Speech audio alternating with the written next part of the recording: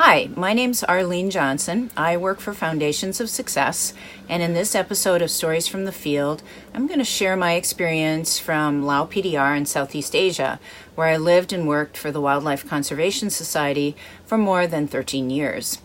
In this story, I'll tell you a bit about the main biodiversity issues we faced and some of the conservation strategies that we used to address those issues.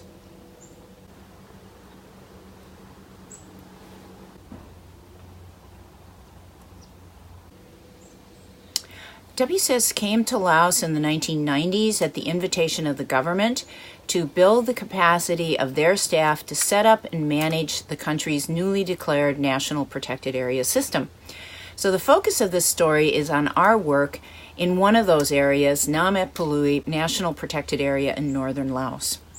When we started our work in Nam Et-Phou Louey in 2003, the protected area was just a few lines on a map.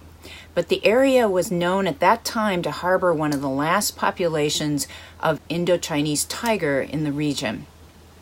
So along with hiring staff, building infrastructure, and buying equipment, we also had to develop a strategic plan that would become the foundation for the protected area's management plan.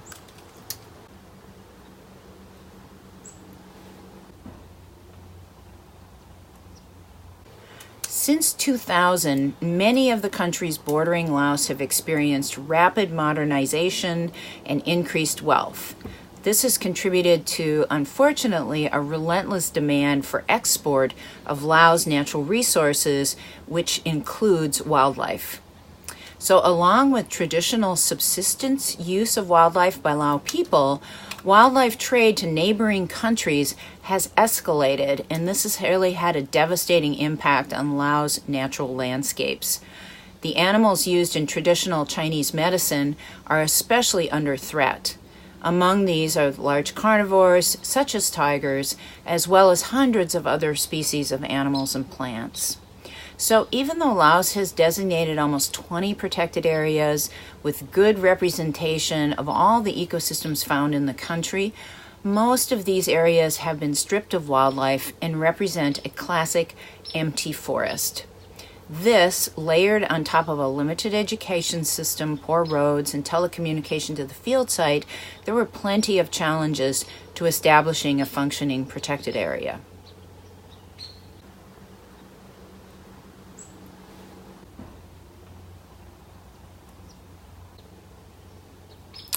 So to address the immediate capacity issues, we did a lot of on-the-job training for the technical tasks that needed to be done in the protected area.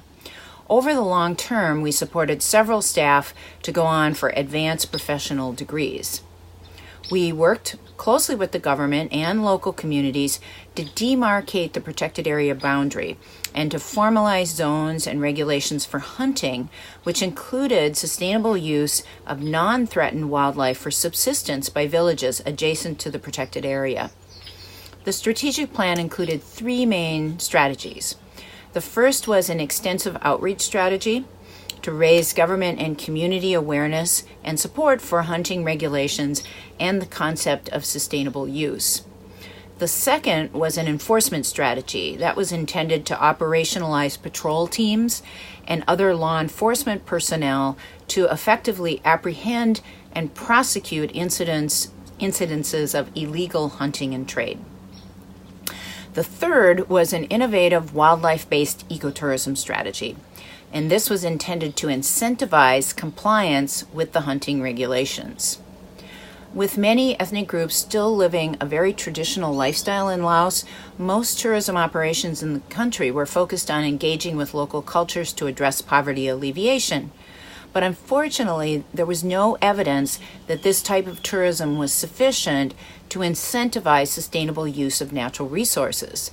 And in many cases, communities were receiving tourism revenue, but they were also still engaged in overhunting and wildlife trade. So to address this problem, our idea in Nam Et-Phou Louey was to directly link the village income from tourism to the wildlife sightings.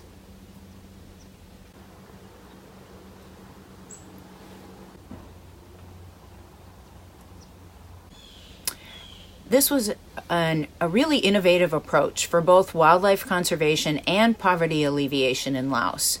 This direct payments approach, as it was called, had been done in other countries, but not specifically with an ecotourism operation and sightings of wildlife. The ecotourism operation is called the Nam Noon Night Safari. Tourists ride boats up the Nam Noon River during the day and float downriver at night to view wildlife by spotlight with the assistance of village guides. A key component of this strategy was to make a clear contract between the protected area and all the households in the villages around the ecotourism area. This contract defined how benefits from ecotourism would be distributed and the conditions under which ecotourism would be managed.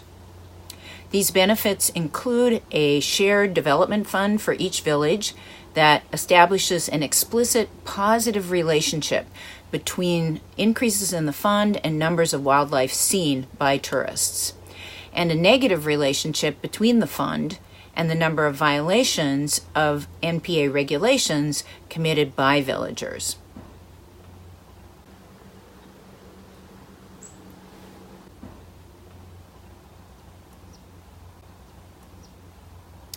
Over the first 4 years of the project, we monitored trends in ecotourism income, contract compliance, and wildlife sightings.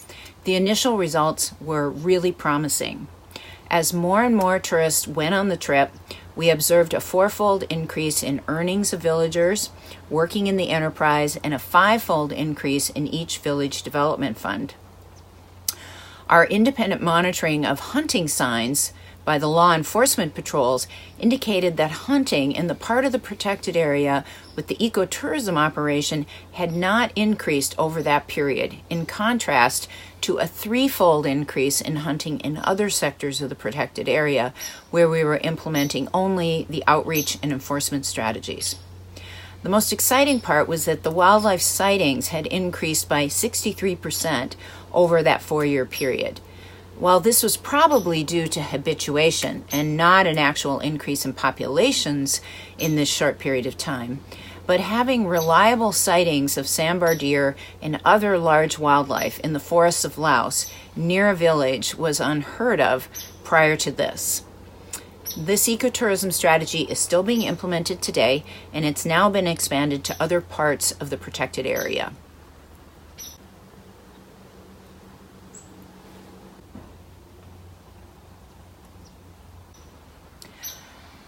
Yes, we were using the open standards, but to varying degrees. At the start of the project in 2004, we developed a conceptual model with the project team and the government partners to select our biodiversity targets and to define the conservation problem. We used this to select our conservation strategies and to develop a monitoring plan. We initially documented our assumptions in a narrative format about how we assumed each strategy would lead to a reduction in illegal hunting and trade. We later retrofitted these assumptions to depict our theory of change in a results chain diagram. Our monitoring results were analyzed and reviewed regularly at monthly meetings in the protected area.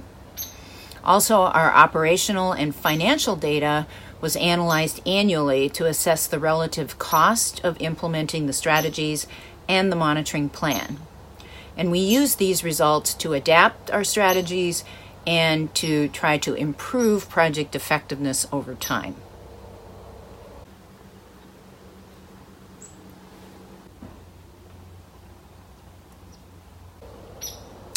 Yes, you can find details on this particular project on our own FOS website and on the WCS Lao PDR website. I'd like to thank you for listening, and I hope I was able to give you some insights and perhaps inspire you with some new ideas in this Stories from the Field.